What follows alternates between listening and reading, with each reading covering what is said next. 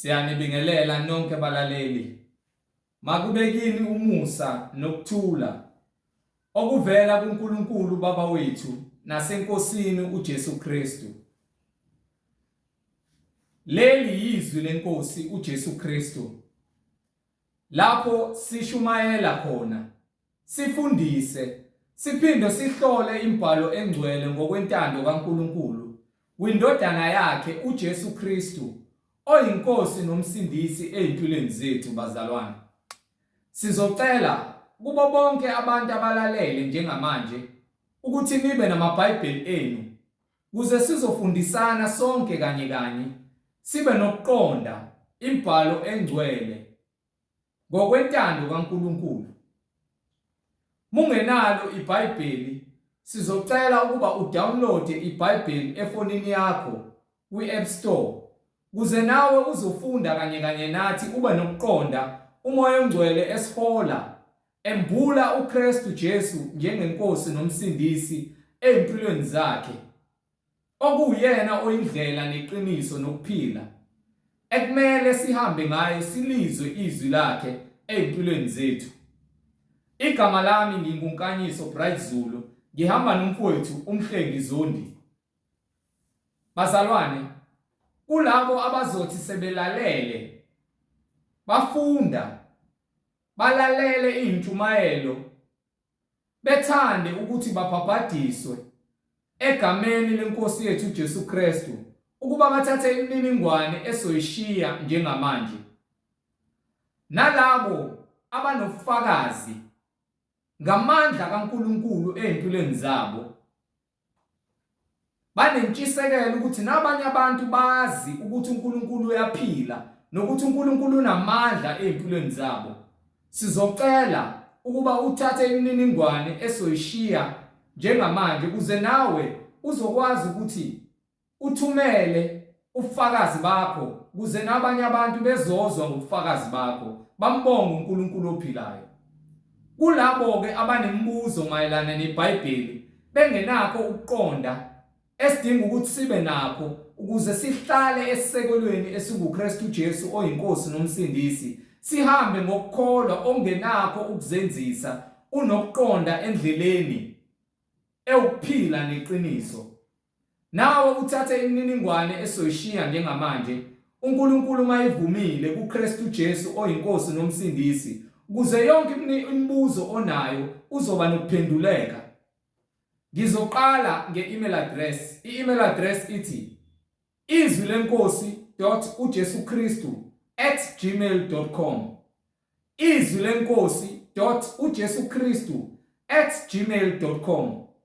Ngilandelise nge-cellphone number 066 566 9245.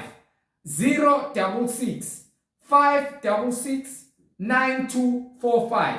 Bazalwane, intshumayelo ziyatholakala zonke ku-YouTube.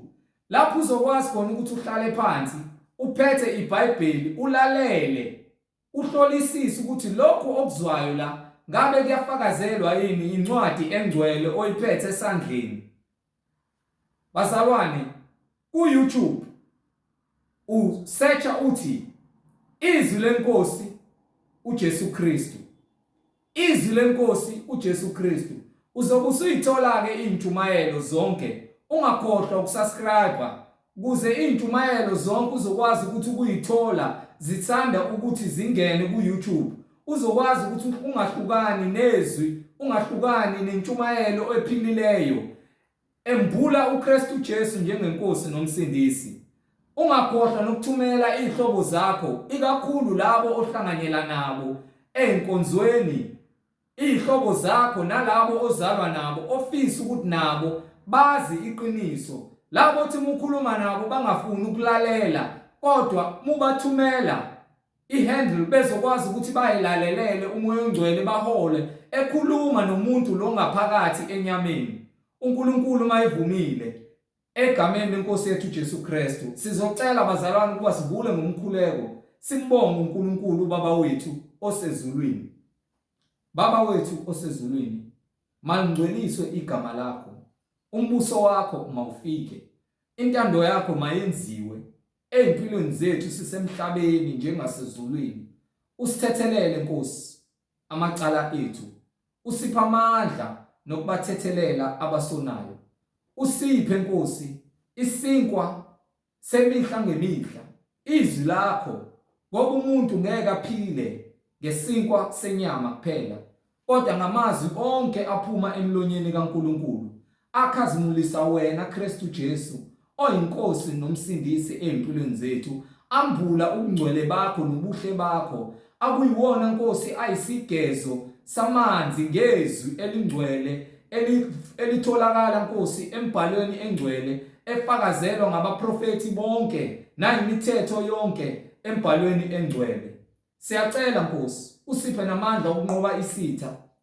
Uthando lakho lufafazwe ezimpilweni zethu ngamandla kaMoya oNgcwele. Silizwe izwi lakho, sigcinwe imiyalelo yakho, ngokuba umbuso ungowakho Nkosi uJesu Kristu, namandla nobukhosi kuze kube phakade. Amen. Bazalwane, amkelani umfowethu uMhlengizondi ozobe sihola embula imfihlakalo ngokwembhalo engcwele, uMoya oNgcwele esihola. uKristu Jesu akhazimuliso empilweni zethu, yena oyinkosi nomsindisi. Over to you, brother. Amen. Ngiyalelela bazalwane egameni lenkosi uJesu Kristu, oyinkosi nomsindisi, umnini amandla onke, okunguye ongumsunguli webandla labangcwele. Silokho sithule bona ubufakazi ukuthi munye uNkulunkulu ongenayo umphelezeli, ongenamonisi, ongenamlekeleli, ozakhele konke ngamandla akhe, udumo nokuphila kungokwakhe. Sibonga uNkulunkulu ngabaprofeti bakhe abangcwele abathuma ukuba baphathe ivangeli, bashiye nembhalo, njengoba namhlanje sinomqulu wencwadi onobufakazi ngoMoya oNgcwele. Siyambonga noJesu Kristu ngabapostoli bakhe abashiya nabo ubufakazi nesiphiwo sikaMoya oNgcwele nokukhuluma ngezilimi njengokuba uMoya usinika ukuphimisela. Konke kungamandla akhe, konke kungomusa neqiniso. Akukho esingazenzela ngamandla ethu, akukho futhi esingaqhosha ngakho, konke kungokaMoya. Ngabe impilo lesiphilayo noma ngabe umzimba lesikubona, ngabe ukudla esikudlayo noma ngabe yini esiyenzayo osukwini, konke kungamandla kaMoya oNgcwele. Konke kusebenzelana kube kuhle kuye, kuba kubi kulabo abangamukelanga nabangafuni ukumamukela, beqhosha bechoma ngezinto ezibhathekayo, njengoba ngisho ngithi konke kuvele ngaye. Akukho ongachoma ngakho noma ongaziphakamisa ngakho, ngokuba uma esethi sekuphelile uzophuma lo mphefumulo uhlukane nenyama, bese kuthi le nyama oqhosha ngayo ibuyele phansi emgodini, umphefumulo ubuyele kuye, bese ethatha isinqumo ukuba ngabe wena ukufanele yini ukuphila naye noma wena ufanele ukuyechilini lomlilo uyosha, ngokuba yini awulalelanga, ufunze uyihlo uSathane nenkani. Ngakho-ke njengokuba nombhalo isho, incwadi yamaHebheru sahluko 10:26, ifike ikufakazele lokho engikushoyo, ukuthi lithi thunyayela izwi, ulamukele iqiniso, mase emva kwalokho uSathane aphinde futhi akuphendule, akuphuce ukuphila. Mekuphuca ukuphila uSathane, incwadi ibe seyikhuluma kanje kuthina, ngokuba uma sona ngamabomu emva kokuba sesamukele ukwazi kweqiniso, akusekho umnikelo ngesono, kepha kuphela ukulindela okwesabekayo, ukwahlulelwa nomlilo oshisayo ozakuqeda amaphikankani. uma sonikiwe ukuphila wakwamukela wena wasukhetha ukuthi uphinde uflathele umusa neqiniso uphindele esonweni akusekho umnikelo ngokuba umnikelo sowunikeliwe wamunye uJesu indodana kaNkulunkulu waba isihlabelo ukuba asindise thina sonke ebesilahlekile thina sonke esonile ngakho ke uma somkhethile ukuba yena uyindlela neqiniso kanye nokuphila bese wena futhi uphinde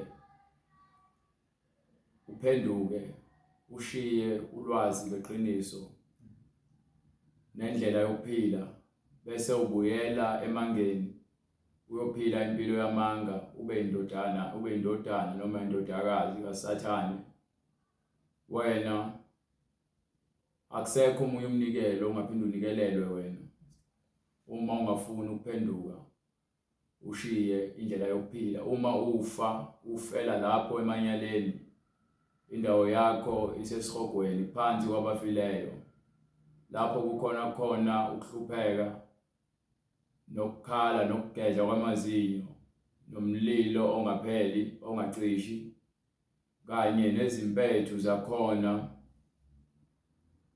ezingafi konke lokho kulinde labo abangamaphika kankani uyakholwa noma ngaba ukholwa uma ukholwa bambelela uma ungakholwa fanele ukholwe uma ungafuni ukukholwa uyazahlulela wena ukuthi awufanele ukuphila ophakade labo abakhonza amadlozi nabaya kubathakathi nezanusi nezinyanga beyofuna ukuphila nazo zonke izinto zemhlabeni kubona bonke labo indawo yabo isulungiselwe ichibi lomlilo akusimangalisi kukho konke lokhu ukuba abantu babe ngamaphika kankani bafune ukuzenzela lokho okufunwa yibona ngokuba konke kulotshiwe ukuba abantu abafuni ukuzwa bawukhanda lemtsholo kwakhe amakhanda abo agcwele usimende izinhliziyo zingamatshe ngakho ke akusho ukuthi ingalo kaNkulunkulu ifinyeziwe noma indlebe yakhe ivaliwe isandla sakhe sisaluliwe kulabo abafuna ukusindiswa indlebe yakhe ivuliwe kulabo abakhalayo abafuna insindiso siyabakhulekisa sicela ukuthi uNkulunkulu abe nomusa kubona abalethele ukuphila amandla akhe nemfihlakalo yakhe yakho konke yakwenzayo emfihlakalweni makubonakaliswe uNkulunkulu alethe insindiso siselapho funa ukwazi ukuthi ngabe uNkulunkulu uyasho yini ukuthi masibungaze ukhisimusi ngabe uNkulunkulu khona yini ubudlelwane bakhe nalokubungazwa kukaKhisimusi sifuna ukuhlola ukuthi ngabe ungumKristu ngokweqiniso ukuba thina abaKristu sibekelwe lokho ekumele sikwenze emngceleni asenzi izinto ngokungazi ongiphe iqali incwadi yamaHebheru oqala sahluko 8 sifuna nje ukuyivula sibheke ukuthi ngabe kukhona yini okusihlanganisayo nezinto zakulomhlaba ukuba izwi lithi thina simelwe ukubungaza uJesu kuphela andiyodwa indlela yokubungaza uJesu ukuthi sidle isidlo sakusihlwa hayi ngephasika phasika asilazi ngeTestamente elisha uJesu wenze isivumelwane esisha nathi thina abantu abakholwayo Kepha uqala before ufike la khona uJesu into ayishoyo kwincwadi kaJohane sahluko 4 ngijime khona lapha kuverse 20. Ngifuna nje ukunivezela ukuthi nini abantu enithi ngamaKristu kepha nibe nibungaza zonke izinto zezwe, ningabazenzisi, abanye bengalazi iqiniso bekhohliswa abantu abalaziyo iqiniso, abanye belazi iqiniso kepha bebengamaphikankani, bonke labo abagubha imisebenzi kaSathane. Khisimusi umsebenzi kaSathane. Akukho neyodwa incwadi eBhayibhelini ethi thenga isihlahla usihlobise ngezimbali nangamakhandlela noma amalight usibeke ekhaya bese uthenga izipho uqambela amanga izingane wandisa umoya wenkohliso nenkohlakalo namanyala ukuthi uqambela amanga izingane uthi uSanta Claus noma uFather Christmas othengele izingane izipho. Ongiphe incwadi kaJohane sahluko 4. Memva kwaloko sihambe siyobatshela futhi ukuthi lezihlahla abazithengayo zisinengiso phambi kaNkulunkulu. Uzongipha incwadi yaJeremiah sahluko 10 mengaphosisi. Awuqale lapho kwincwadi yaJohane sahluko 4 verse 20. Incwadi ngokuka Johane sahluko 4 verse 20. Okhokho bethu babekhuleka kulentaba, nina ke nithi iseJerusalem indawo lapho kufanele kukhulekwe khona. uJesu wathi kuye, sifazane, kholwa yimi. Nangu uJesu ekhuluma. Uthi uJesu, sifazane, kholwa yimi. Isikhathi siyeza. Methi uJesu kholwa yimi kusho ukuthi manje lokho kwaziyo ungabambeleli khona kakhulu, uyizwa lokho kushiwa yimina ophethe ubufakazi nomthetho wonke ezulwini ngamandla kaNkulunkulu. Izwa mina uJesu Kristu ngesifazane. Isikhathi siyeza lapho ningasayi kukhuleka kuBaba, lapho khona ningasayi kukhuleka kuBaba nakule ntaba yaseJerusalem, nakule ntaba naseJerusalem. Anisayi ukukhuleka kuBaba kule ntaba naseJerusalem. Lokho nje ngifuna siqondise kahle hle ukuthi umoya oyingcwele uthi asekho isidingo sokuthi siye entabeni lapho khona abantwana bakaIsrayeli ehlane babeya khona beyokhuleka noma babesonta khona. Asekho futhi isidingo sokuthi siye eJerusalem kaIsrael. Ngokuba ke uNkulunkulu uzoyenza indlela yabo bonke abantu abamfunayo ngokweqiniso ukuba bamthole. Ithini? Angifuni ulale, ngifuna ukuhambisana nawe. Uma ngikhuluma ngifuna ube ufunda. uJesu wathi kuye, uJesu wayesethi kuye, sifazane, kholwa yimi. Angifuni uphinde emuva. Yabo ngibangikhulumile awungilalelanga soqale phansi ngifuna mina ungihambe nami. Nina nikhuleka kweningakwaziyo. Hayi into engiyifunayo. Thina sikhuleka kwesikwaziyo. Indaba nina abantu bokhisimusi. Niyakhuleka kweningakwaziyo. Anikwazi ukuthini ukukhonza uSathane. Abantu bazibiza ngamaKristu kepha abakwazi ukusho ukuthini ukukhonza uSathane. Ngalesikhathi uthenga umfaniswano kaKhisimusi, uthenge nezipho, uthenge namakhekhe, ukuthengela egameni likaChristmas. uChristmas umoya wokuthakatha. uChristmas umoya kaSathane, umoya madimoni leyo eyenza bonke abantu bahlangane egameni likaChristmas. Ngifuna ukwazi ukuthi uhlanganaphi uChristmas noJesu. Bathi uJesu wazalwa mhla ka-25 December. Kepha aba celebrate uJesu noma uNkulunkulu ba celebrate uChristmas. Bathi uSanta Claus. Gqoka ingubo ezibomvu, ikhehla elimhlophe elifaka izibuko elihamba ngezilwane amadiya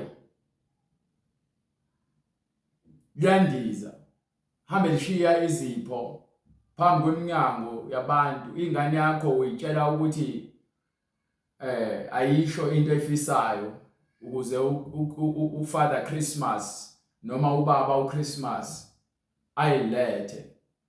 uNkulunkulu akhona eyodwa incwadi eBhayibhelini lapho ezibiza ngoFather Christmas. Asitholi. Ingakho iBhayibheli lithi hlolani imibhalo ngokuba nithi kuyona ninokuphila okuphakade. Iyona imibhalo efakaza ngoJesu. Manje siyambheka uFather Christmas, asimtholi eBhayibhelini. Siyalibheka usuku uJesu azalwa ngalo, asilitholi eBhayibhelini. Kepha nibhizi litshela izingane ukuthi uFather Christmas uzokuthengela isipho. Ingane iyavuka ekseni ngomhla ka-25 December ibekelwe ama-toys o-Spider-Man. Asimazi uSpider-Man eBhayibhelini, asimazi uHulk, asimazi uSuperman, asimazi uIron Man. Bonke lawo amagama amadimoni alethiwe ukuba nithande wona. Ingakho bendayisela wona, bendlalela wona ku-TV. Nithanda wona ngaphezulu kwaNkulunkulu. Niyazinikela emimoyeni egameni likaKhisimusi. Niyahlaba ngoKhisimusi, nichithe igazi engenacala egameni likaFather Christmas. Nenza ama-braai, niphuza utshwala, niyadakwa, niyafeba, niyalalana egameni likaChristmas. Sonke lesikhathi uNkulunkulu mina noBright besivalile amehlo, besingcebeleka senza zonke indaba zoKhisimusi. Kepha namhlanje umoya wengcwele wasivula amehlo ukuthi yena akakaze abe uFather Christmas, akakaze asitshele ukuthi uJesu wazalwa mhla ka-25. Uma lokho kungekho eBhayibhelini, uma wena sowuhamba soyofundela iBhayibheli ngaphandle ubuzotshela abantu ukuthi uJesu wazalwa mhla ka-25, so sifanele ukugqoka izigqoko ezibomvu. Bese ke silingise lo muntu lo, sihambe sithi happy Christmas, happy Christmas, happy Christmas. Nawe happy Christmas to you too. Hallelujah. Hallelujah. Akhibo nokuthi ke happy birthday Jesus.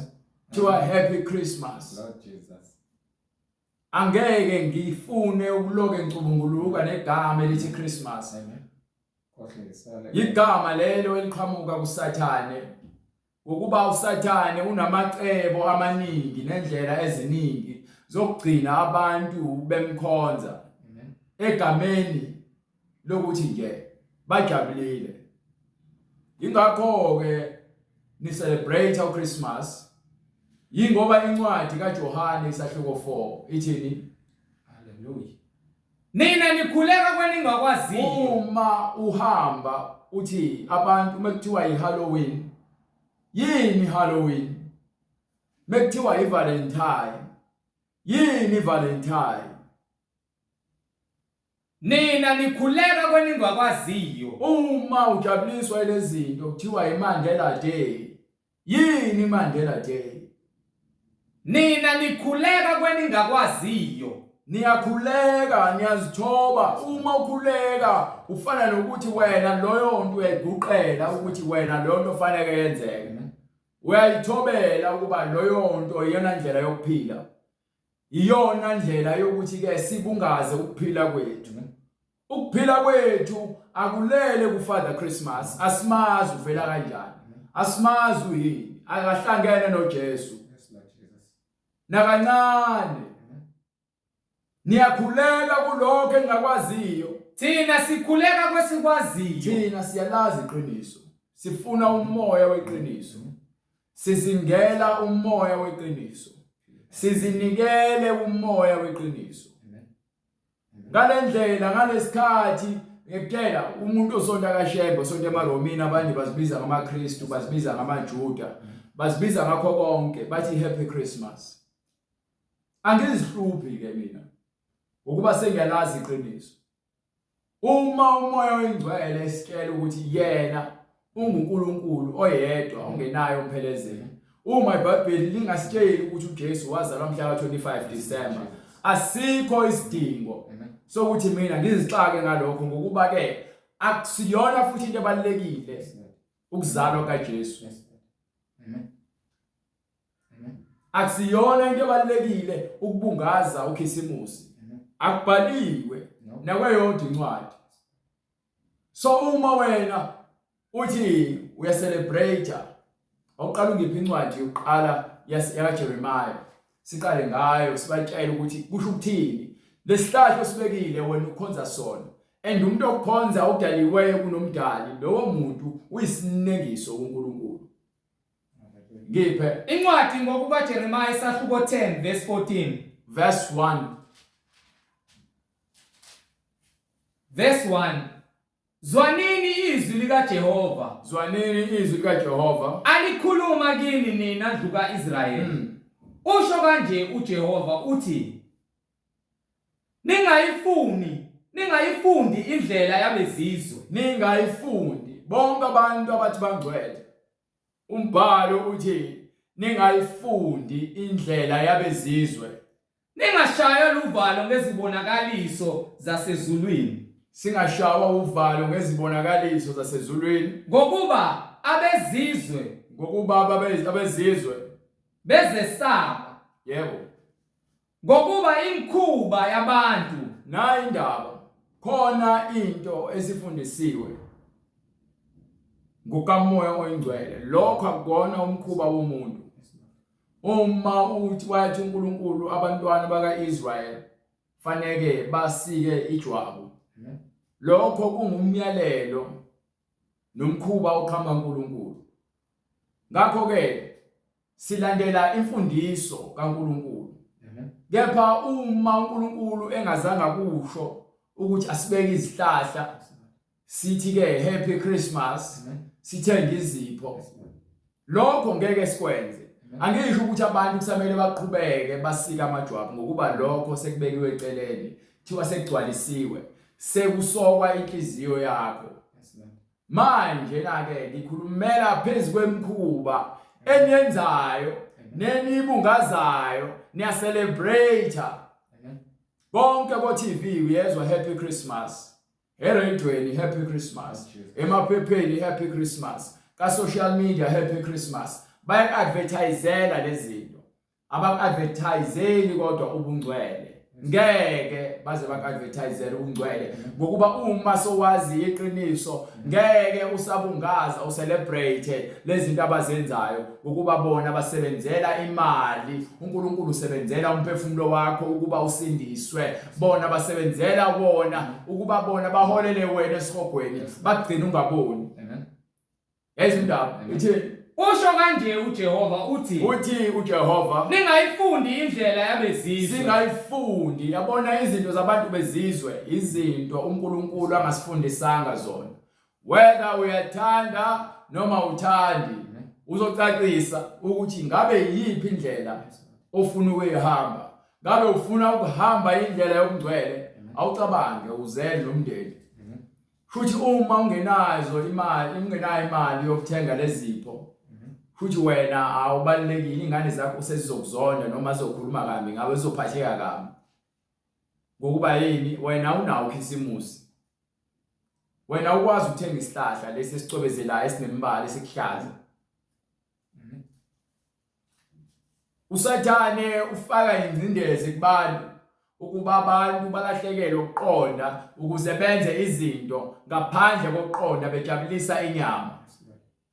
Uthi uJesu aneliswa yilokho nakho, aneliswa yilokho yikho.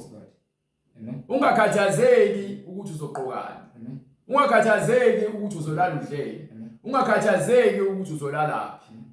Ningayifuni indlela yabezizwe. Singayifuni indlela yabezizwe. Ningashaywa luvalo ngezibonakaliso. Ningashaywa luvalo ngezibonakaliso zasezulwini, ngokuba abezizwe bezesaba. Ngokuba laba bezizwe bayazisaba izibonakaliso zasezulwini. basaba ukuhlupheka. Isibonakaliso sesezulwini ukuhlupheka ukuthi uNkulunkulu kube uyena ozokufida akuprovide. Bona abantu basemhlabeni bafuna ukwenza indlela nemikhuba yabo ukuze wena kanti yini abantu bathwale, yini abantu bahambe abaprofeti bamanga belanda izwasho namafutha novaselina kanye nezimpepho nezintambo ukuze bazigcobe bathi bavula izinhlanhla, yini abantu bakhuba connected kufanele bahlabe izilwane bahlabela amadimoni ukuze babe nemali, yini yenza abantu bababulala ingane zabo nezihlobo zabo nabafazi babo bengobanako befuna ukuthwala babe nemali. Imisebenzi leyo yabantu, kepha uNkulunkulu ukwenzile konke ngamehlo akhe ngamandla akhe. Ngokuba imikhuba yabantu iyize. Nansi indaba, imikhuba leyo yonke leniyenzayo nabaprofeti beni bamanga labeni balandelayo nabafundisi bamanga labeni balandelayo benenzela izibonakaliso zamanga. Uthi uNkulunkulu imikhuba yabantu maybe asifanele ukuphila ngemikhuba yabantu, sifanele ukuphila ngezwi kuphela. Ngokuba imikhuba yabantu iyize. Imikhuba yabantu iyize. Lokhu kugawula umuthi ehlathini. Bagawula isihlahla ehlathini. Ngumsebenzi wesandla. Bathi uthi uNkulunkulu vele ukuhamba uNkulunkulu udala isihlahla. Wena usuqhamuka necebo lokuthi hawu ngalesihlahla lesi angisigawule ngiyosibeka endlini ngibungaze uFather Christmas uNkulunkulu wami oSathane. uNkulunkulu wakho oSathane uFather Christmas. Do you understand? Amadimoni wena ukhonza amadimoni. Ezindaba siyakela ukuthi njengoba kugawule sebeyazithenga ke izihlahla basazigawuli manje angithi bazibeke bazigcuma ogesi isikhanye ukhanye ukhazikhazi. Kodwa umsuka haleluya. Imsuka isuka la indaba. Amen. Ngokuba umkhuba wabantu uyize. Ngokuba lo mkhuba wabantu uyize. Lokhu kugawula umuthi ehlathini. Lapho ngokuba bagawula imithi ehlathini. Umsebenzi wesandla. Umsebenzi wezandla. Sesisebenzi wezandla osetshenziswa umuntu esebenza egawula umuthi ngembazo. Sesisebenzi ngembazo. Esebenza imisebenzi yezandla. Wawenza ube muhle ngesiliva ngizigolide abazihlobisayo bekhanyisa ngazo ezihlaza ezesiliva ezegolide kuyalenga ngesihlahla lesi yonke into kunokhazikhazi siyakhanya. Amen.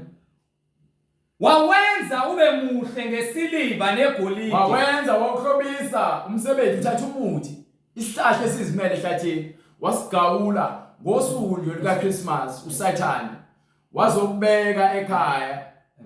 Wakuhlobisa ngegolide nangesiliva waxhuma ogesi ke manje ukuze kukhanye. Wawubethela ngezipikili nangezando. Wawubethela ngezipikili okukhombisa kona ukuthi lento eyisithixo into engenamsebenzi ukuba ungazamazami ukuze unganyakazi. Khona abanye izihlahla unyaka wonke odongeni sekwabanye isihlahla sika Christmas odongeni. Ngiyakhuluma kwakho kunesithombe nje sika Christmas ewasithenga sisasuka odongeni. Amen. Amen. Ungumsebenzi okhandiweyo. Lokho kungumsebenzi okhandiweyo. Awukhulumi. Uyathwala nokuthwala. NgikuFather Christmas igcwele izithombe zakhe. iBhayibheli isitshela kahle lithi asinako ukukhonza isithombe noma ngabe esibaziwe noma ngabe esibunjiwe. Asinako ukukhonza isithombe. So le ndaba yena ukuthi ho Merry Christmas. Udevil lo, uSathane lo, umoya amadimoni leni practiceayo. Niyabawa down. Niyaguqa niyamthobela niyakhuleka ke ukuthi uyinkosi yenu uSathane. Nikhuleka kweningakwaziyo. Niyakhuleka kulokho engakwaziyo. Yabha thina sikhuleka eqinisweni. Umoya weqiniso uyakukhulula nawe. Ukuba lowo indodana yomuntu emkhululiwe. Usekhululiwe ngokusempelele. Yes Lord Jesus. Njengoba sintshela izinto lezi isihlahla lesi eniqamba ngasamanga nithengele ingane ama toys nithi uFather Christmas. Umoya wenkohliso vele ngokuba abazali sebegcwele umoya wenkohliso, sebegcwele umoya wamadimoni. Ungumsebenzi okhandiweyo. Yonke leyo nto yinto ekhandiweyo. Ayikhulumi. Uyathwala nokuthwalwa. Thatha isihlahla usigawulile uhambe usibeke ekhaya. Awuthi esika Father Christmas ngokuba awuhambi ngokuba yini into efile vele into engenamsebenzi Uhlotsisiwe ngomagolide namasiliva mahhala. Emva kwalowo insuku eziwu2, lezo 2 eziwu3, thatha lento uyibeka lapha isenamsebenzi. Yini? Into zesikhashana zonke ezijabulisayo. Banikhuthuza ngandlela zonke ukuba lihlezi nijabulisa inyama ningajabulisa umoya engcwele. Kusona sonke lesikhathi nisikhathi nenza lemisebenzi yenu. uNkulunkulu akathokozile ngokuba yini nikhonza devil nikhothamela izithombe. Ngesikhathi uthatha lento uzoyibeka la kwakho, uthatha ama demons ufaka lo moya la kwakho, umoya ama demons. Bona ingane zenu zigula. Bona ingane zenu sikanhloniphi ile moya ama demons. Ngaze demand baba ngifuna ungithengele uSpider-Man, baba ngifuna ungithengele impahla zika Superman. Thenga impahla zama demon. Hallelujah. Thenga impahla zama demon ngiyakutshela mina. Mona inkinga futhi ungaza neBhayibheli lakho uzongiphikisa. Ayikho into ethi asigqoke sibungaze izinto eziphathekayo nezinto zasemhlabeni. Isincwadi konke komhlaba kuzodlula. Amen. Isincwadi asingabi abangani nezwe. Amadoda amadala sonta koshembe adla amakhekhe nenyama yembuzi nenyama yamagusha ngoChristmas. Abantu abasonta emaromini, abanye benza imisebenzi ngoChristmas. Abanye banama birthday ngomhla ka25 bathi bazalwa noJesu. No. Uzalwa noDevil. Devil lo wena omcelebrateayo uthi wena uzalwa naye. uJesu akubhaliwe nakuyothi incwadi ukuthi uzalwa ngomhla ka25. No. Ngakho ke asinakwenza futhi asinakukuthatha, asinakuzinikela kuloyo moya, imoya emademoni. So uma abantu benza lezi zinto ngifuna ungifundele incwadi yaseKorinte yokuqala, sahluko 8. Sibheke. Oqala lapho from verse 1 sifuna nje ukuthi ke sehle nayo. Maqondana nokuhlatshelwe izithombe. Yenza indaba abantu bahlaba ngomhla ka25 December, bahlaba igusha. Bahlaba igusha. Bahlaba izimbuzi abanye. Bathi bahlabela uFather Christmas, ba celebrate uChrist. Lalela, uma uhlaba egameni likaKhisimusi, wena uhlabela izithombe, uhlabela lesihlahla kanye nalo Father Christmas lo oSathane. Mayelana incwadi yokuqala kwabaseKorinte isahluko 8 verse 1. Yes sir. Maqondana nokuhlatshelwe izithombe. Maqondana nalokho okuhlatshelwe izithombe. Siyazi ukuthi sonke sinokwazi. Siyazi ukuthi sonke sinokwazi, kepha abanye sekukhulunywa ngabantu abasindisiwe abalazi iqiniso ukuthi ukuhlabela izithombe akuvumelekile. Ngakho ke umpostoli Paul uma ekhuluma kanje ukhuluma nabantu asebelazi iqiniso ngokuba sithe uma sicela sithi uJesu wathi umuntu wesifazane kholwa yimi, nina nikholwa engakwaziyo, thina sikholwa esikwaziyo. Amen. Manje na ke sesivula ukuqonda nalabo abangalazi iqiniso, nalabo abathi bakele esikoleni ukuba bafundise. Khona abayimpumputhu abaningi babo abangalazi iqiniso ngokupheleleyo, bakholelwa yilokho abakufundiswa abantu. Kepha lokho okhulunywa umoya engcwele bakubeka eceleni. Ngakho ke sifuna ukuzwa ukuthi ngabe kufanele sikholwe umoya oyingcwele noma kufanele sikholwe imfundiso zabantu ezidukisayo. Amen. Maqondana nokuhlatshelwa izithombe, siyazi ukuthi sonke sinokwazi. Ukwazi kuyakhukhumeza. Ukwazi kuyakhukhumeza. Kepha uthando luyakha. Kepha uthando. Uyabona lezi zinto esizikhulumayo. Siyanakha, simfaka endleleni yeqiniso. Uthando vele iqiniso uthando. Uthando iqiniso. Ngeke futhi uzukujike lokho ngenxa ukuthi wena ufuna ukufeza inkanuko zakho. Uma sikutshela ukuthi lento enzayo ayikho eBhayibhelini, uma ukholwa umoya engcwele noJesu, wena awunakho ugcumagcuma wenze izinto ezenziwa abantu bezwe, uhambe utholakala sowudla nabo egameni likaFather Christmas. Amen. Wena lapho udla noSathane, wena udla etafuleni lamadimoni wena. Indaba. Ingakho umoya engcwele ethi bahlabela amadimoni oNkulunkulu abangabaziyo. Nkosi uJesu. Hallelujah. Bazinikele kumoya. Amen. Bayakholwa uJesu. Uma ukholwa uJesu, ukholelwa yini uJesu ayifundisile? Awukholelwa uJesu ngegama kuphela njengoba isincwadi bamkhonza ngezindebe, kepha ngezinhliziyo bakude. Balandela izimfundiso zoyise. Akazathi uJesu umlungu. Amen. Akazathi uJesu ukuthi ke ufuna ukuthi simphe isithombe noma ezikebheni noma simbeke odongeni. Lord Jesus. Umoya oyingcwele othi ke asikhonze ngokomoya nangokuqiniso. Sikhonza ngokomoya, sikholwa imibhalo. Imibhalo ngeke uzifanise noJesu omhlophe noma noJesu omnyama. uJesu ngumoya. Sinkwa sokuphila. You understand? Uthi mina ngiyisinkwa sivele ezulwini. Hallelujah. Bonke abakholwa yimi Amen. Amen. banokuphila okuphakade. Ngiphe moyithola manje. Incwadi ngokuka Johani isahluko 6 verse 33. Yes sir. Ngokuba isinkwa sikaNkulunkulu nguyena. Ngokuba isinkwa sikaNkulunkulu nguyena. Singuye owehla ezulwini. Yilowo owehla ezulwini. Olipha izwe ukuphila. Unika thina abantu balomhlaba ukuphela. Khona bathi kuye Nkosi siphe njalo njalo leso sinkwa. Bayasifuna lesinkwa njalo njalo. uJesu wathi Hallelujah. Wayethi uJesu ubona mina ngiyisinkwa sokuphila. Mina ngiyisinkwa sokuphila. Osayo kimi kasoze alamba. uSanta Claus uFather Christmas akayifundisi lento le. Ozayo kimi kasoze alamba. Thina sifuna iqiniso. Thina uJesu akasekho manje. Lord Jesus. Jesu akekho esithombeni. Akukhumbuli nayo yodwa incwadi eBhayibhelini ukuthi uJesu waphoza wathatha isithombe. Lord Jesus.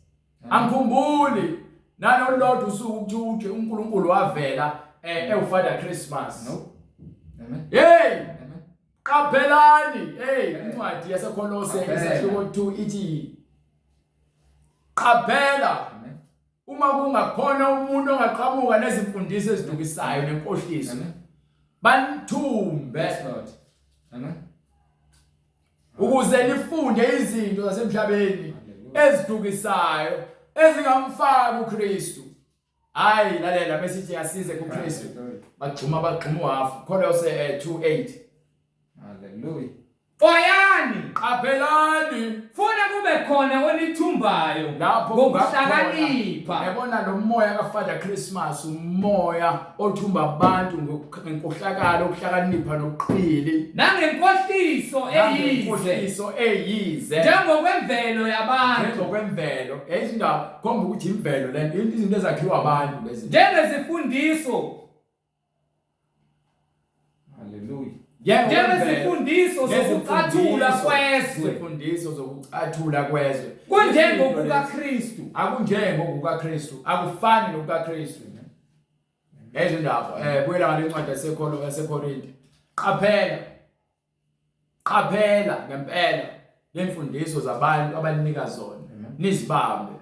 Uma sosindisiwe yonke into ingakho incwadi yokuqala kaJohane ithi ke hlolani imimoya ukuze nazi ukuthi ngabe le mimoya ekaNkulunkulu yini.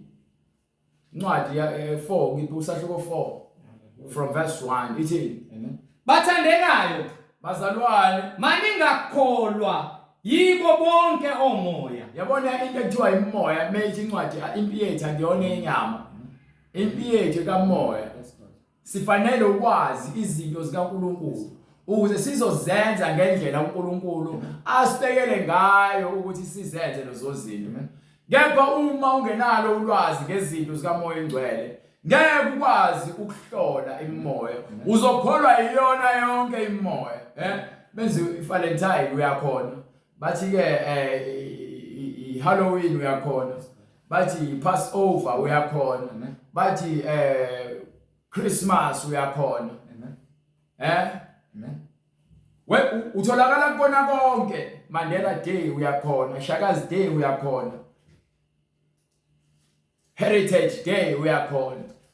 Heritage esanda ukwenzani? uMandela osanda ukwenzani? Kuyoze ngoba ngisho kamfaka emalini akayena uNkulunkulu ukuthi walwela apartheid akumenza uNkulunkulu akusho ukufuna ka celebrate. Munye kuphela o celebrate wayo. Bona bonke abantu ababe noMandela why celebrate wena kuphela? Why celebrate uMandela kuphela ezafakwa emalini? Kukhona abantu abafa babelwa naye o Steve Biko o Chris Hani. Amen. Kwenziwa yini yabona iBhayibheli ningakholwa ibona bonke omoya ngokuba ke nomphiki uKristu uqhamuka kanjalo njengokuba ninikwa zonke lezi zinto eziphathekayo. Nomphiki uKristu uqhamuka esikhaleni kanjalo azozimpintsha zona zonke lezi zinto ezenzayo kanti vele konke eqhamuke ngaye.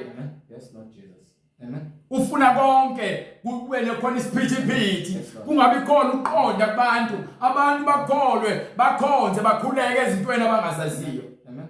Maningakholwa yibo bonke omoya. Ningakholwa yibona bonke omoya. Kepha hlolani omoya. Kepha kuqala hlolani imimoya. Ukuthi bangaba kaNkulunkulu. Ukuthi ngempela le moya nilandelayo ngabe kaNkulunkulu yini. Ngokuba baningi abaprofeti bamanga. Abaprofeti abamanga. Abaphumele ezweni. Bagcwele umhlaba wonke. uBuddha, uShembe, uPope, nababhishophi baseMazayoni abanika abantu izwasho. Hare Krishna bamandiya. Sinomprofeti uMagejageja. Hallelujah. Sinomprofeti uBushiri. Hallelujah, Lord Jesus. Sinabo bonke. Amen. Bonke basebenzela uSathane. Lord Jesus. Amen. Akusibangalisi ngokuba thina sesinikiwe umoya weqiniso. Asikhathali ukuthi ngabe bathini ngamaKristu. Yes, Lord. Kepha iBhayibheli lokho elikushoyo okukamoya oyingcwele ezindaba. Uma umuntu ezokudayisela vele product, fanele agxeke enye product ukuze product yakhe ithengwe kakhulu. Nathi ke siyakutshela ukuthi lama product abo ama product lawo abayizwa ngani ama fake. Izinto lezi ezobhubha.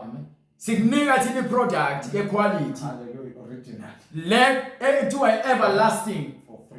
Mahala awudingi ukuthenga bona badayisa ama product abo ukuze wathenge lento edayisayo ukuze wena ubone ukuthi uyasebenza kufuneke akudayisele uyithenge uma ungenamali kufuneka uyongena kamashonisi akunika amadimoni akudayisela amadimoni uthathe wena uyasebenzisa amadimoni akhe akulethela imali wena uzobe usukhonza yena namadimoni akhe umoya oyingcwele ngeke usamthemba. Ingakho ke sikutshela sithi bonke laba beza egameni likaNkulunkulu noma egameni lamadlozi bekudayisela izinto aqhamuka kumoya oyingcwele. Izwi lomoya oyingcwele lilodwa. Sifazane kholwa yimi. Sifazane kholwa yimi. Isikhathi siyeza. Isikhathi siyeza. Lapho ningasayi ukukhuleka kubaba kule ntaba. Ningeke nisakhuleka kule ntaba naseJerusalem. Nina nikhuleka koningakwaziyo. Niyakhuleka kodwa nikhuleka kulokho engakwaziyo. Thina sikhuleka kwesikwaziyo. Thina silandela umoya weqiniso. Ngokuba insindiso ivela kubaJuda. Ngokuba insindiso ivela kubaJuda. Kodwa isikhathi siyeza sesikhona namanje. Manje sona isikhathi lapho abakhuleka abaqiniseleyo labo bakhuleka ngokweqiniso bayakukhuleka kubaba ngokomoya nangeqiniso. Ubaba ngokomoya nangeqiniso. Ngokuba ubaba ufuna abakhuleka kuye abanjalo. Ngokuba uNkulunkulu ufuna abakhuleka kuye abanjalo ngokomoya nangokweqiniso. Akho zwasho, akho vaseline, akho mafutha, akho zinyoka, akho lutho oluphathekayo, akho manzi yabusiswayo nezwasho. Konke lokho kuyimfundiso zabantu. Akho Father Christmas. Amen. Akho Halloween. Konke lokho kuyimfundiso zabantu, imfundiso zezwe ezicathulayo ngokwezwe ezidukisayo ziholela abantu esihogweni bakukhonza okudaliweyo ngaphezulu komdalo. Incwadi kwabaseRoma isahluko 8 verse 13. Yes sir. Ngokuba uma nihamba ngokwenyama nizakufa. Uma niqhubeka nokuhamba ngokwenyama nizakufa. Kepha uma nibulala imisebenzi yomzimba. Kepha uma niyeka yonke lemisebenzi eniyenzayo ngomoya ngokamoya nizakuphiliswa ngokamoya. Umoya kuphela ophilisayo. Usho njalo uJesu kwincwadi yaJohane isahluko 6. Yes Lord. Ngiku verse 63. Sikhuluma nje ngokamoya ke manje ngoba ifakazelwa incwadi etheni ngumoya ophilisayo. Umoya ophilisayo. Inyama ayisizi lutho. Inyama ayizuzi lutho. Amazwi engiwakhulume kini. Lamazwi yakhulunyiwe kunina angumoya angukuphila. Ezindaba amazwi angukuphila. Kepha bakhona abanye phakathi kwenu abazakholwa ukuthi la kunina njengoba nikhona ebandleni nangaphandle baningi abangakholwa. Amen. ngoba yini bakholelwa izinto eziphathekayo bakholelwa imisebenzi yenyama ngibheke lencwadi yaseKorinto bakholelwa izinto zenyama and izinto zenyama ziletha ukufa nokuphuphutheka niholelwa usathane esihogweni ngemisebenzi yenyama nenkohliso nokudukiswa buka nje igazi lichithekayo ngesikhathi sika Father Christmas kufa abantu be-celebrate uChristmas uFather Christmas baphuze badalo bangena emateksini bahle benyuke bagwazane badlwengulane ukuchitheka kwegazi ukhombisa ukuthi imisebenzi kaSathane okaJesu angeke kuze kube nemisebenzi kanje Jesu uthi ulethe ukuphila usho njalo ngiphi incwadi yaJohane sahluko 10:10 ngifuna nje ukuvezela ukuthi uJesu uthi yena ulethe ukuphila so uma elethe ukuphila akashonga ukuthi asicelebrate zonke lezi zinto lezi ngoba lezi zinto zilethwa uSathane Incwadi ngokukaJohane isahluko 10:10 yes sir isela kalizi kungengokweba ezindaba uSathane uzontshontsha ukuphila kwenu nokubulala and ezobulala nje wasikhuluma ngokuthi abantu bayafa imoto emgaqweni kanjani yashayisana yini nomoya lo walesikhathi atmosphere lesikhathi iletha umoya kaSathane abantu bajabule kakhulu ba over excited ngalendlela ukuthi ke bayaphuza bayadakwa benza zonke izinto ezukhohlakala bayafeba bayatshontsha baqamba amanga badaka utshwala benza konke bahlabela amadimoni ngaleskhathi efuna khona kuchitheke igazi lenu alanele negazi lezilwane alanele ingakho uSathane ebhize nohola igazi lenu ngeke lanele kuSathane isincwadi isihogo asigcwali kanjalo nehlo lomuntu noSathane akadeli ufuna konke ukuthi Jesu Kristu ukuhlole phansi emgodini njengayo isela kalizi kungengokweba nokubulala kalizi kungekona ngokokweba nokuzobulala nokuzobhubhisa mina ngize ukuba babe nokuphila uthi uJesu yena into ayizele ulethe ukuphila babe nakho ukuchichima yabona nje kuphela into esifunayo isela lingena ngokuzontshontsha libhubhise yabulala abantu bayafa manje sikhuluma nje khona abantu abazongcwaba ngoDisemba ngalomhlanje Father Christmas lo uzolanda abantu babafe ngapha uJesu uzosikhombisa ukuthi yena ufuna simcelebrate kanjani uzosivezela uJesu obviously ngoba siyazi ngalokho ke uma ethi uyena ulethe ukuphila nokuze kuchichime usho ukuthi thina kuyena sinokuphila okuphakade mekuchichima ukuthi ke kuphila kwangaphakade ngingumalusi omuhle angikhathani uma ugqoka isivatho uhamba uvakashela imibandla imoto yadingqika ngokuba kulowo muntu okhona uSathane uJesu nazi ukuthi ucelebrate ngoChristmas ni wrong nahamba abanye khona emotweni njengoba nihamba ebhayisini babhizi baphuza utshwala bayabhema abanye babhizi bayajola khona lebhasini bayafeba khona lebhasini abanye baphinga nabafazi babantu khona lebhasini ingakho uzoginqika ngoba yini kugcwele umoya kaSathane kulolo bhasi lena into enenzayo nibhizi nibungaza ngendlela engafanele akushiwo ngokuthi uyacelebrate uChristmas no angeke futhi sikwenze ngento yabantu noma ngathi uhappy Christmas mina ngizothula ngikubuke noma ngidelete imessage angeke ngifuna nolo ngithi hayi mina ngicelebrate lo nto ngichazela ngoba niyazi nenkani umoya kaSathane unenza nibone thina ngazi ukuthi asiphilile emakhaya so kungakho ke thina sizokwenza izinto ngokuhlakanipha kwaNkulunkulu senze lokho uNkulunkulu afuna sikwenze ngendlela efanele ngiphe ngingumalusi omuhle umalusi omuhle udela ukuphila kwakhe umalusi omuhle udela ukuphila kwakhe ngenxa yezimvu okhokhelwayo engesiye umalusi lo ongeyena umalusi izimvu zingesizo ezakhe izimvu akusizona ezakhe ebona impisi lapho mebona khona ubungozi ushiya izimvu abalethe izindaba mebona ubungozi ushaya khona yini ngokuba akathunyanga uzozenzela lento ufo ukuthi azuze yena kuphela uma sekuza izikhathi ezinzima uphika izimvu athi angibazi right ngifuna incwadi yaseKorinto isiqedele yona isikhathi yahamba abantu abangathunyiwe ngokweqiniso bonke bakhuluma izinto ezijabulisa inyama uma sekufika isikhathi somzimba bonke bayabaleka Jesu uzobabamba nabo bonke abalandeli babo Igazi labantu bonke libaholele ekufeni isezandleni zenu. Ngiphe incwadi yaseKorinte. Incwadi yokuqala kwabaseKorinti isahluko 8 verse 2. Yes sir.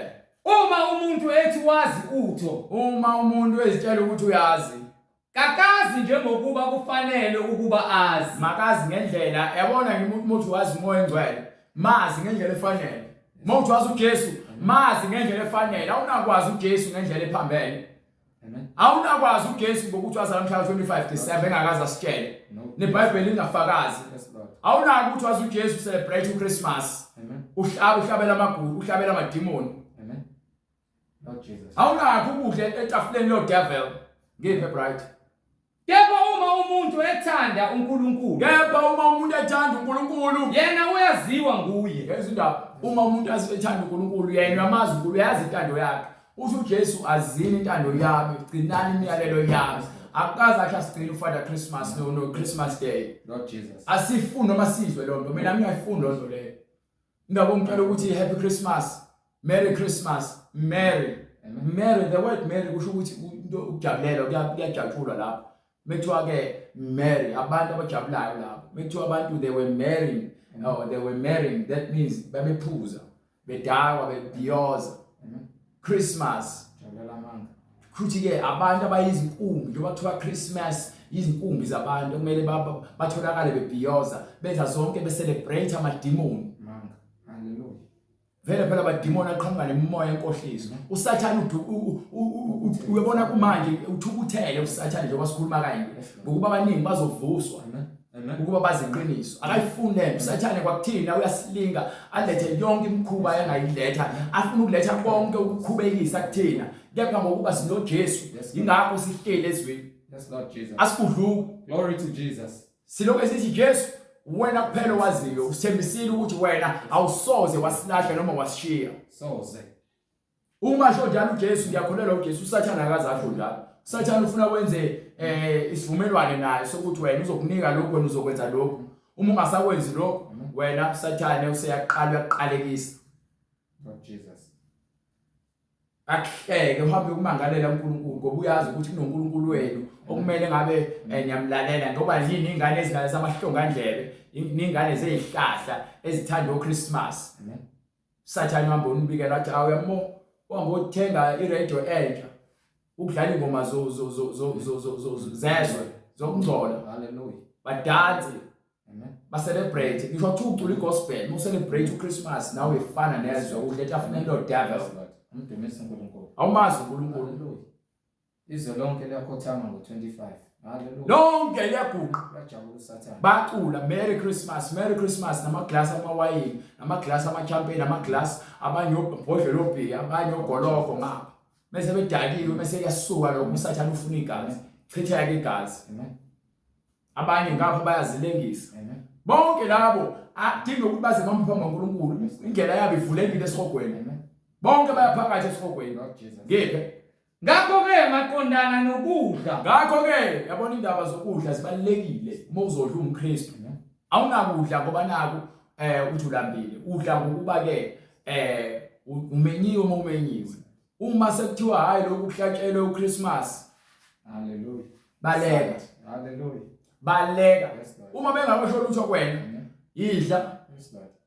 udle Bonke uNkulunkulu. ubonge uNkulunkulu konke okwaNkulunkulu. Yes, Lord. Kepha uma besetshela hayi namhlanje sohlabela uChristmas igusha woza sivakashele hawu shaya ikhona baleka ngeenyawo zombili. ngakho-ke maqondana nokudla okuhlatshelwe izithombe, Ngakho-ke ngokudla okuhlatshelwe izithombe siyazi ukuthi asikho isithombe ezweni nokuthi akakho omunye nokuthi uNkulunkulu, akekho omunye uNkulunkulu munye kuphela, munye kuphela ngokuba noma kukhona okuthiwa onkulunkulu noma labo okuthiwa onkulunkulu benu basezweni nokuba kusezulwini noma ngabe kuthiwa kusezulwini nokuba kusemhlabeni, noma kuthiwa kusemhlabeni. njengokuba bakhona onkulunkulu abaningi namakhosi amaningi, nokho kithina Yabona-ke la kukhona uNkulunkulu iyakutshela munye. ukuthi khona uNkulunkulu bezizwe Yes, Lord. kepha bonke bazoma phambi kwakhe uNkulunkulu omkhulu. Akufanele sibakhonze uNkulunkulu bezizwe namakhosi. Yes, Lord. kufanele sikhonze kulabo abangcwele bayazi ukuthi khona uNkulunkulu munye. Nokho kithina Nokho kuthena kukhona uNkulunkulu munye, uNkulunkulu wethu uyise okuvela kuye konke, nathi sikhona yena, nathi sikhonela yena, nenkosi yinye, uJesu Kristu okungaye konke, nathi sikhona ngaye, ngenxa kaJesu. Thina abantu abakholwayo yezwa indaba. Imnandi le ndaba le. Jehova siyabonga. Moya ingcwele siyabonga yona yise wakho konke, egameni lenkosi yakho konke, umnini mandla onke, igama likaJesu Kristu. Wonke amadolo azoguqa phambi kwakhe, lazo zonke izizwe ziyakuvuma ukuthi uJesu uyinkosi nomsindisi. Kepha lokho kwazi akukho kubo bonke, Kepha lokho kwazi akukho konke, kepha lokho kwazi akukho kubo bonke, kepha lokho kwazi akukho kubona bonke. Ingakho ama celebrate sentshela nje sithi uSathane uyacasuka uma sikhuluma kanje. Nezikhonzi zakhe ziyanyanya ngokuba sikhuluma simbula iqiniso. Kodwa abanye lokhu bejwayelene nezithombe, ngenxa ukuba jwayelene nezinto zomhlaba, kuze kube manje. Namhlanje abantu basakhonza kuJesu sodongeni, namanje abantu basakhonza uFather Christmas, celebrate into omoya celebrate uyayikhonza. Yingakho sikukhuza sithi ungacelebrate lezi zinto lezi. Awunathandaza kuMaria, ube nesithombe sika Maria, ube nesithombe sika Jesu. Awumazi uJesu akwazi umbona. Why kunesithombe somuntu omhlophe lapho dongeni, nengane emhlophe lapho dongeni enwele engazi ukuthi Lord Jesus, namehla blue, noma kuhlaza. Lord Jesus, Lezo uJesu uyamthuka umoya ingcwele ngalo ndlela le. Khombisa bona ukuthi awazi lutho. Indaba ya Christmas shaya phansi, shiya phansi lo nto leyo. Ngiphe. Kepha lokho kwazi akukho kubo bonke, kodwa abanye lokhu bejwayelene nezithombe, kuze kube manje beleyichitha indaba yezithombe. Bakudla njengokuhlatshelwe isithombe, badla izinto njengento ehlatshelwe isithombe egameni lokuthi ucelebrate uChristmas. Udla izinto ngaphansi kwegama likaChristmas. Uhamba utshela abantu ukuthi Merry Christmas. Ungaphansi umoya munye nalowo moya wena. Nonembeza wabo ubuthakathaka uyangcola. Umoya wenu uyangcola, inembeza wenu ungcolile. Ngenxa yokuthi nenza izinto ngenxa ukuthi nibona abanye abantu benza. Aninaku uqonda, qhubeka brother. Kepha ukudla akusisondezi kuNkulunkulu. Ngokuba noma singadli asilahlekelwa lutho. Noma singadli asilahlekelwa, okusho ukuthi ke ukudla akukwenzi ube ngcwele. Ukukholwa kwakho ukulandela izwi elidirectayo ukuthi ungadla udle ubonga uNkulunkulu. Kepha uma usudla ngenhloso yokuthi wena ubungaza izinto ezidaliweyo, wena usuyaphuma endleleni. Ungcwele abusekho wena, ingakho ithi unembeza wabo ubuthaka ungcolile. Kepha ukudla akusisondezi kuNkulunkulu. Ukudla akusondezi, so noma ngabe kuthiwa uyabahlabela amadimoni, akwenza ukuthi wena ube munye noNkulunkulu. Ngenxa ukuthi uthe igama kunendawo kaJesu. Uyabona uSathane ubadidisa kangakanani, ufake uJesu Kristu ukuzalwa kwakhe ukuze abenze bakwazi ucelebrate lo suku lolu egameni lika Father Christmas ngaphansi kwesisekelo sika Jesu Kristu. uChrist phela lo osedidise abantu kodwa manje kwamiswa nalo masi lo. Ingakho sithiwa Christmas.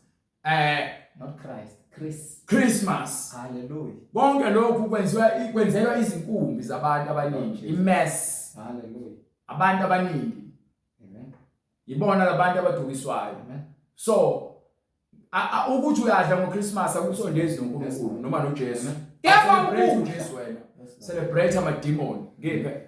Kepha ukudla akusisondezi kuNkulunkulu ngokuba noma singadli asilahlekelwa lutho asilahlekelwa lutho noma sidla Noma sidla. asizuzi lutho asizuzi lutho qaphelani kodwa qaphelani kodwa funa leli lungelo lenu libe yisikhubekiso qaphelani kodwa ngale kwalokho lelungelo leni lokudla lingaba isikhubekiso kwabakuthakathaka aba-weak ukuba sendlela egameni lento ethize engafanele.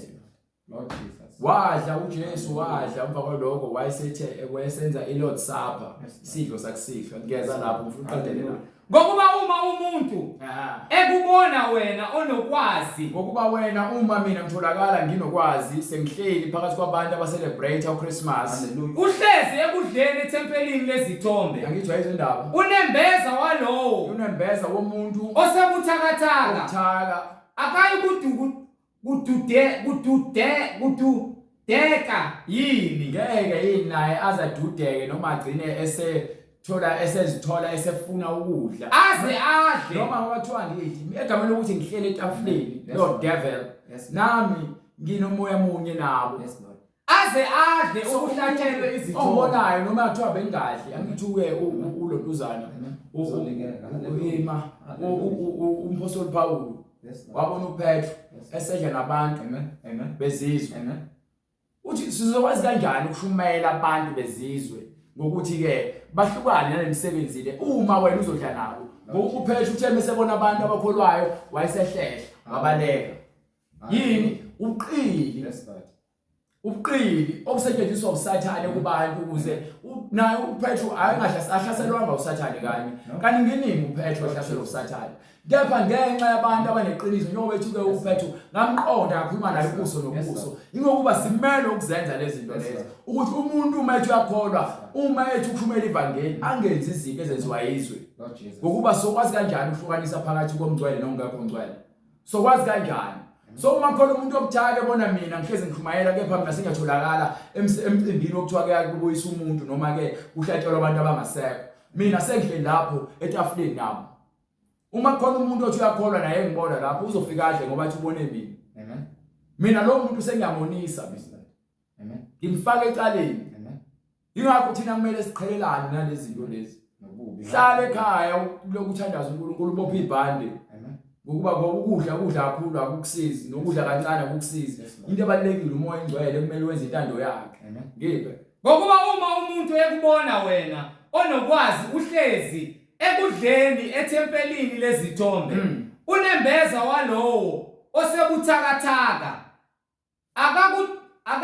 uyakudeka yini ngeke azadudeke yini aze adle okuhlatshelwe izithombe aze nazo agcine esedlile lokho okuhlatshelwe izithombe khona ubuthakathaka useyabhubha ngalo ndlela naye sezithola ngoba nakubona umuntu abukela kuyena ukuthi lo muntu uyangifundisa lo muntu uneqiniso so uma ehleli la kusho ukuthi nami ngayenza lento le Amen. khona ubuthakathaka useyabhubha ngenxa yokwazi kwakho ungumzalwane amfelayo uKristu so njengomuntu uJesu umuntu amfele ngimele ukuthi ngizoba ngilazi iqiniso sithi incwadi isiholwa iqiniso umoya weqiniso uyasiqhelelanisa nezinto zasemhlabeni eziphathekayo sikholwa ngokweqiniso sikholwa yilokho kweqiniso senza izinto ngokukamoya uma abantu benza izinto zabo zezwe asihlanganisi nabo ngokuba uma senza lokho nathi ukuthi simunye nalabo bantu ngokukamoya sesiyafeba ngokukamoya sihamba siyofeba namadimoni. Amen. kanjalo uma nona bazalwane uma nona bazalwane kanjalo uma nona kubazalwane nilimaza onembeza wabo nilimaza unembeza wabo obuthakathaka yiyona kuKristu ngalokho uma ukudla kumkhubekisa umzalwane wami ngakho ke uma ukudla kuzomkhubekisa umzalwane angisoze ngadla nyama kuze kube akufakade ngidle inyama uma kuukuthi mina uBright angidle inyama ethize asike isidingo sokuthi lokho ezodla lo nyama phambi kwami elokho engigabisele ngibuza ukuthi awufuni ukuyithayisa kancane uyazi ukuthi lo nyama ngifuni inomlethela ukugula kepha ngenxa ukuthi uSathane uyamsebenzisa ufuna ukuloke ethi waza i-test kancane ngeke uzufe kancane kanti kwenziwa yini abantu bawela otshwaleni esephumile otshwaleni aphinde ingokuba uhamba ohlala nabantu abaphuza utshwala bathi hayi shaya kancane nje for lo suku la Christmas shaya class eyodwa bafo emva kwalokho ushaya class eyodwa usefunene kuyabonakala usihamba uyabhuquza lapha phansi umuntu usegcwele udaka usezithoyilethela uyazichamela akasakwazi ukukhuluma kuthiwa uyikhona uthi usindisiwe phuza ngoKhisimusi kuphela yaba akasazi uzothini ngakusasa eshawa amahloni usevuka uyaphuza futhi yini usegqiba ihlazo unomphelo somthathile usathana usemoyeni sezodakwa angaphinda yeke abisibotho yini usebalekela unembeza kwakho usungcolile usezibone ngafanele ukuxolela ngenxa yabantu ingakho ungakufuna ukukholelwa abantu ukholelwa wena nempilo yakho ungakhohliswa abantu ingakho lithi iBhayibheli hlolani imimoya umngani ozokutshela ukuthi hayi asamsobheka ingane sewuphumile ezinganeni akuyena umngani phuma lapho ingakho incwadi ningaboshelwa ejokeni linye nezoni ningaboshelwa ejokeni linye nezoni haleluya Lord Jesus hlukanani nabantu abangakholwayo umsebenzi yabo yebo bathanda bakhulekele kepha kusho ukuthi bafake empilweni yakho wenza izinto abazenzayo ngokuba yini lokho ukuholela wena ekufeni ngokubuya lazi iqiniso kepha wena uphikele uyiphika kancane manje wena ngoba wenza imisebenzi yenyama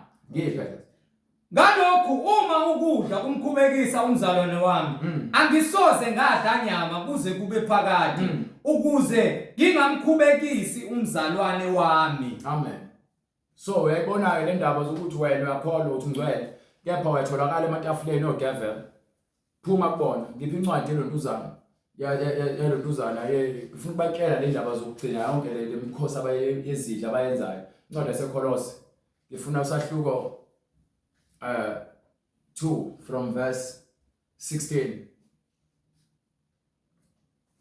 or starting from verse 12 incwadi kwabaseKolose isahluko sesibili awuqala lapha ku verse 16 verse 16 yes sir ngakho ke makungabikho umuntu incwadi kwabaseKolose isahluko sesibili verse 16 yes sir ngakho makungabikho umuntu onilahla ngokudla nesiphuzo noma ngemikhosi noma ngokwethwasa kwelanga kwenyanga yabona lesikhathi lekuthwasa khona inyanga abantu kuthiwa baya celebrate ingakhona khona indaba ye-festive indaba ye-December le mhla 25 ukuthwasa kwenyanga kusukela mhla ka-1 December abantu badawo utshwala kuze kube umhla ka-31 December ukuthwasa kwenyanga leyo lapho usathane nakhona ufuna kuchitheka igazi so lezo zinto lezo abantu bakhohlisiwe ukuthi yini akumele bayenze babambelele ngezimfundiso lezi incwadi yasiphuza ngalezi zinto thina abantu abakholwayo ngokweqiniso siyazi kulezi zinto azivela uNkulunkulu siyazi ukuthi uNkulunkulu akazikhulumi lezi zinto eBhayibhelini ngeke noma namasabatha kuthiwa izindaba angakhohliswa umuntu indaba zokudla indaba zemikhosi indaba zokuthwasa kwezinyanga nangesabatha abantu abasagcina isabatha abasele ngemuva babambelele kumthetho kaMose abagcwele okuyisithunzi nje ngokuba lokho kwakuyisithunzi salokho obekuzakuza kwakuyisithunzi sikaJesu kepha umzimba ngokaKristu angithola izindaba ithini konke kwakuyisithunzi salokho okuzakuza mesiyachaza ukuthi umzimba kusho ukuthi lokho kwangempela lokho kwakuyisithunzi kwakuyinto eyenziwa egameni likaNkulunkulu kwase kufika uNkulunkulu esiqwini esezoveza imisebenzi yakho konke kugcwalisa ukuze abantu bakhululwe kule misebenzi yenyama ngokuba konke kwenzeka ngesikhathi esidala kwakuyisithunzi salokho bakuzakuza kepha umzimba okaKristu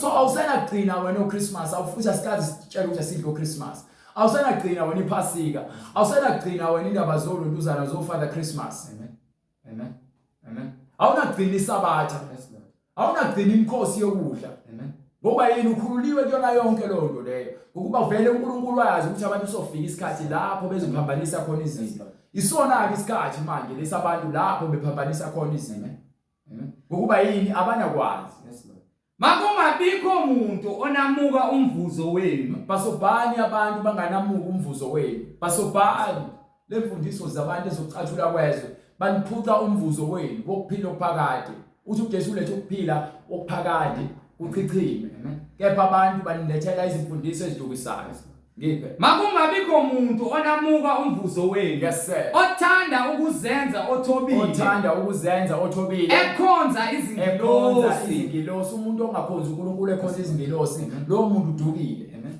ephika ngemibono yakhe ezikhukhumeza ngengqondo ephika ngemibono yakhe umuntu ophika ngemibono yakhe abantu abathi hayi uhlabela amatimu ungahlabela ayikho ukuhlabela amadlozi uNkulunkulu amajuwa noNkulunkulu wabo anokhokho babo yabona umfundisi magejageja uyena umuntu olahlekisa abantu kakhulu ngoba yini udayisela abantu iproduct ukuthi abantu abaqhubeke bahlabela amadimoni kuyisikhonzi sika Sathane kuyisikhonzi samadimoni umfundisi umprofeti magejageja naye ushembe. You understand? Bonke abantu abaqhelekanisa abantu nokukhonza uNkulunkulu bonke labo bantu basebenzela uSathane. Hallelujah. Ngiphe? Hallelujah. Baphika ngemibono yabo ufuna nje lokhu baphika ngemibono yabo yonke lento esikhululiwe kuyona indlela yokucelebrate uJesu ngifuna ukukhombisa incwadi yaseKorinte sahluko 11 from verse 23 ngifuna nje start from verse 23 sifuna noma starting from verse 17 ukuze sigcwalise indaba yokuthi nje uJesu simcelebrate kanjani thina simbungaza kanjani uJesu ngabe kukhona yini ukuthi senze sibeke izihlahla noma silande imithi ehlathini. Incwadi kwabaseKorinte incwadi yokuqala kwabaseKorinte sahluko 11 yes sir verse 17 kepha nxa ngiyala ngalokho anginibongi ukuthi nibuthane kungekukho okuhle yayizindaba uma sibuthana fanele kube ngokuhle kepha kukho okubi kepha nxa ngiyala ngalokho anginibongi ukuthi nibuthane kungekukho okuhle kepha kukho okubi ngokuba okokuqala nxa nibuthana ebandleni ngizwa ukuthi kukhona ukwahlukana phakathi kwenu ngancane ngiyakholwa yikho ngokuba kumele kube khona amaqembu phakathi kwenu ukuba abaqinileyo phakathi kwenu babonakele akumangalisi njengoba sikutshela sithi amabandla njengoba mangaka khona abangalezi indlela yeqiniso nabangahambi ngendlela efanele lokho kubhalwe phansi kepha uNkulunkulu umunye and imfundiso yakhe yinye bese kuzoba khona abantu abaqhamuka nezimfundiso zabo abaphika ngemibono yabo lokho kufanele kubonakale ukuze kubonakale okweqiniso kufanele kuhlangulwe kuhlukaniswe phakathi izimvu nezimbuzi ngakho ke akusimangalisi ukuthi abantu bafune ukuvula izinkolo zabo bafundise izinto ezithandwa yibona bephika ngemibono bengahambi ngoKristu. Ngakho ke nxa nibuthana ndawonye akusikho ukudla isidlo senkosi lokho manje na ke thina mekuthiwa sibuthana ndawonye kufanele kube isidlo senkosi kungabi isidlo sika Father Christmas kungabi usuku lokuzalwa kukaJesu usuku lesidlo senkosi ukuthi uJesu kwenzile lokho nathi fanele sikwenze njengoba noJesu abhabhadiswa nathi sifanele ukubhabhadiswa ngokuba yini konke ukukamoya zenzelwa umoya lezinto ngalokhathi ufundiswa lezinto ufundiselwa ukuthi uwazi indlela efanele yokwenza izinto zikamoya qhubeka ngokuba ekudleni kwenu yilowo nalowo uthatha okwakhe ukudla ngaphambili futhi ke uma kudliwa isidlo senkosi akudliwa ngokushiyana sonke sidla ndawonye omunye alambe akekho umunye kumele asale ngemumva afike sefica izinsalelo noma afike ngasekho lutho kuthiwa seqediwe wonke umuntu ufanele abandakanyeke ngesikhathi esisodwa ingakho kuthiwa isidlo sakusidlo wonke umuntu ufuna abe khona azobungaza adle nathi omunye alambe omunye adakwe omunye athi eselambile omunye usedaliwe akusesona isidlo sikaNkulunkulu leso sokuFather Christmas benwenzayo nini kanti aninazindlu yini zokudlela nokuphuzela na? Qhubeka. Kumbe niyayidelela yini kumbe niyaligelela yini ibandla likaNkulunkulu ufunda ukusheshshayo manje isikhathi ahamba nijabhise abangenanto na noma ngokwenza kwenu mathanda ngisho ukuthi niyadelela ibandla likaNkulunkulu ngizakuthini kini na ngizakuthini manje nginibonge na nifanele ukubongwa uma nenze izinto ngendlela ephambene anginibongi ngalokho anifanele ukubongwa ngokuba mina ngokuba ke umpostoli Paul ngakwamukela enkosini lokho yena umpostoli Paul wakwamukela enkosini yena wakuthatha kuJesu nenganinika khona lokhu ukuthi asifundisa khona manje ikona lokhu akuthatha kuJesu ikona kumele sikwenze ukuthi inkosi uJesu ukuthi inkosi uJesu ngalobusuku akhashelwa ngabo ngalosuku akhashelwa ngabo edayiswa uJuda Iscariot wathabatha isinkwa wathatha isinkwa wasebonga wasihlephula wasethini lokhu kungumzimba wami kungumzimba wami ohleshulelwa nina lo mzimba ohleshulelwa nina lokhu kwenzeni ukuba ningikhumbule ayizindaba haleluya bright haleluya uChristmas ukhona no umhla 25 khona sorry ngalo ndlela sinikwa indlela akho Easter akho Christmas akho Sabatha akho Valentine akho Halloween akho mkhosi wakudliwa yebo kwakusuku lwephasika kepha wayevala lonto ngoba yenziwa ngaphansi kwalesikhathi yagcina ngosikhathi yaphindwa angayenziwe emva kwalokho kanjalo akhona ukuthi umpostoli wayishumayela indaba ephasika bonke kuthiwa babedla isinkwa sakusika behlephulelana isinkwa ukuba inkosi ibafundisile indlela yokuthi ke lokhu nizokwenza engikhumbuleni awunakhumbula uJesu ngoChristmas ngoKhisimusi no akahlangani uJesu Kristu noKhisimusi nakancane soze amen ngiphe kanjalo wathabatha nesitsha emva kokudla isitsha sinewayini wayesethini kwakusihlwa konke lezi zenziwa kusihlwa azenziwa kusukela ekseni kuze khona ilanga kuphinde kuse abantu bedakiwe bengenako ukuphumula kanjalo wathabatha nesitsha emva kokudla kwasihlwa wathi wayesethini lesi sitsha sisivumelwane esisha egazini lami into kumele siyenze egameni likaJesu ukukhumbula yena lesivumelwane segazi lakhe kumele lichithekele abaningi ukuba uzele ukuzosindisa abantu akazelanga ukuzobulala abantu ngakho ke ngesikhathi nina ni celebrate uChristmas nina ni celebrate isikhathi sokufa sokuthi abantu bayafa bebulawa injabulo nentokozo engenasidingo engahlangene noKristu uthi yena ulethe ukuphila nina nizofa anenze izinto ngokuhleleka nenze izinto ngokuphuphutheka ngiphe amen haleluya so ngalendlela le ngizama ukukutshela ukuthi uma celebrate uKristu iyona ndlela le umcelebrate lebhalwe phansi eBhayibhelini ayikho enye indlela uyenza nini ayibekele umhla 25 December kuzokutshela ukuthi lento sizenza nini ngiphe kanjalo wathabatha nesitsha emva kokudla kwasihlwa wathi lesi sitsha sisivumelwane esisha egazini lami sisivumelwane esisha egazini lakhe lokhu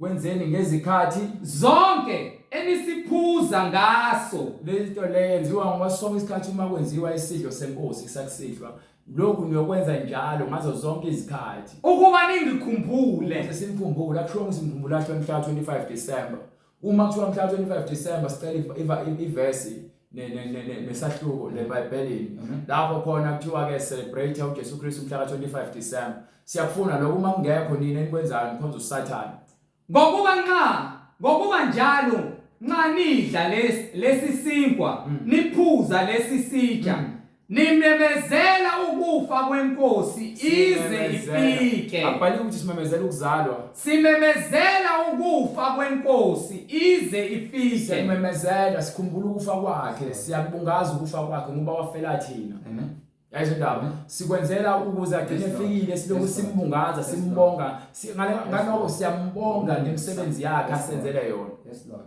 ayizindaba haleluya ngakho ke lo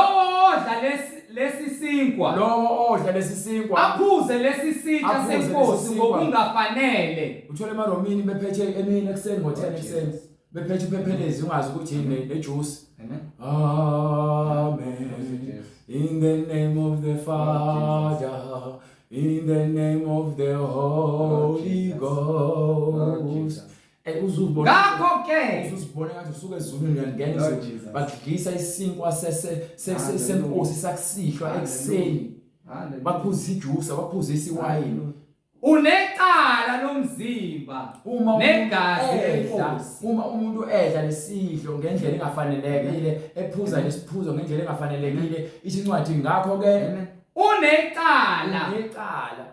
Ngakho ke lowo odla lesi sinkwa aphuze lesi sitsha senkosi ngokungafanele unecala lomzimba negazi lenkosi. Kuthona bonke wemthuka uJesu ngayo yonke lento yenzayo abacelebrate uJesu ngomhla 25 December bayamthuka baphuza utshwala futhi bona badakwe badla inyama ehlatshiwe namademoni. Kodwa umuntu Kepha umuntu akazihlolisise. ngasiyantshela ngaBhayibheli iBhayibheli umuntu akazihlolisise Khona ke akadle lesi sinkwa aphuze lesi sitsha ngokuba odlayo aphuze ngokuba odlayo aphuze uzidlela aziphuzele icala. Uma owenza lento ngendlela engafanele uzidlela aphuze icala uma engawuhlukanisanga umzimba wenkosi. konke kufanele kwenziwe ngendlela efanele yonke into kufanele yenziwe ngendlela ehlelekile emzimbeni kaKristu awunakwenza ngendlela efuna uwena nangendlela ozizwa ngayo yonke into kufanele ihambisane nemibhalo bonke abantu abakholwayo kufanele baholwe iBhayibheli awunakuholwa inkanuko zakho nendlela ofisa ngayo nombishop wakho nomfundisi wakho amanga bonke uma bezokufundisa lezi zinto zikaNkulunkulu bakwenzise ngendlela ephambene naseBhayibhelini ngenxa ukuthi abalaleli umoya engcwele bazilalela bona bazibona bewonkulunkulu wena ukhonza bona into eyenza ukuthi niduke nilahleke ningakutholi ukukhanya nombuso kaNkulunkulu ngokuba nilalela iBhayibheli nilalela abafundisi anifundi iBhayibheli anibabuza abafundisi ngezinto zikamoya engcwele menifuna ukubabuza niyasaba ngokuba nincamela ukusaba abantu nokusaba umoya engcwele anisabi isihogo nisaba abantu ngiphe kodwa egcineni bonke labo bantu banoholela ekufeni banoholela esihogweni Lord Jesus. Ngenxa yalokhu baningi phakathi kwenu ababuthakathaka. Izindaba inokuthakathaka into eyenza kube nokuthakathaka ngokuba umesaba uNkulunkulu akukho nizenzela umathanda abaningi babuthakathaka nabagulayo Nabaningekayo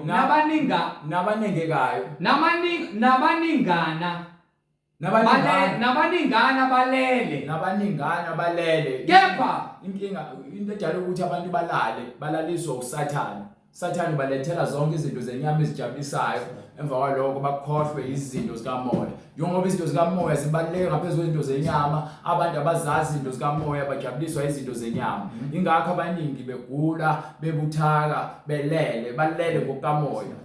Kepha uma besizahlulela thina besingayi kwahlulelwa besingeke sahlulelwe. Kepha nxa sahlulelwa uma sahlulelwa siyalahlwa inkosi ukuze singalahlwa kanye nezwe. So uNkulunkulu uyasisindisa uma sivezela lezi zinto uma wena ubona lezi zinto esifundisa ngazo kusho ukuthi uNkulunkulu unomusa kwena ukulethele ukwazi ukuze uqondanise izinto zikamoya engcwele ungaholwa inyama.